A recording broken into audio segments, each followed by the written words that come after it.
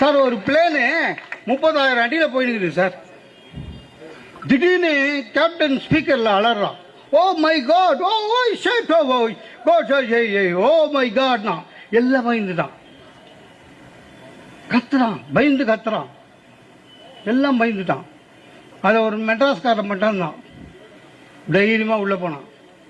Cockpit தரணும் பார்த்தா pilot எல்லாம் தாங்கிறான். பைலட்டுக்கிட்ட ஏன் கத்துனேன்? நான் ஓ சாரி, நான் மைக் ஆஃப் பண்ண மறந்துட்டேன்.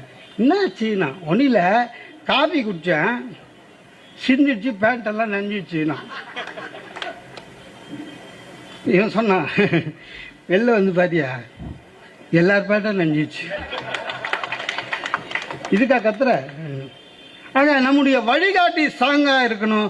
அந்த ஸ்ட்ராங்காக இருக்கிற நம்முடைய வழிகாட்டி 100 ஆண்டுகள் முதல்வராக இருக்க வேண்டும் என்று சொல்லி வாய்ப்புக்கு நன்றி.